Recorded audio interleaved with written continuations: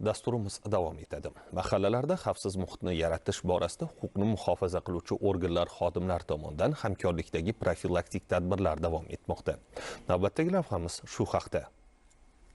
Andijon viloyatida Bosh prokuratura, Ichki ishlar vazirligi va Ichki ishlar vazirligi huzuridagi qo'riqlash departamenti xodimlaridan iborat respublika ish guruhi tomonidan navbatdagi targ'ibot tadbiri Asaka tumanidagi Beruniy mahalla fuqarolar yig'ini markazida o'tkazildi. Tadbirda xavfsizlikni ta'minlashda muhim o'rin tutadigan kuzatuv kameralarining, signalizatsiya tizimlarining va boshqa xavfsizlik texnologiyalarining afzalliklari bo'yicha batafsil tushunchalar berildi.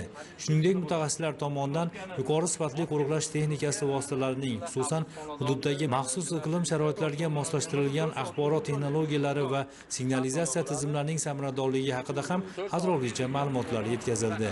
Shu bilan birga tadbir ishtirokchilariga zamonaviy xavfsizlik tizimlarini o'rnatishning afzalliklari haqida maxsus bukletlar taqdim etildi. Ushbu tumanning Baraka mahalla fuqarolar yig'ini markazi Dehqon bozori hududida bo'lib o'tgan tadbirda mutasaddilar tomonidan ushbu hududni jinoyatdan xoli hududga aylantirish, har bir ko'cha, ko'p qavatli uylar, xizmat ko'rsatish va savdo shoxobchalarini zamonaviy kuzatuv kameralariga, qo'riqlash uskunalari bilan jihozlash zarurligi ta'kidlandi.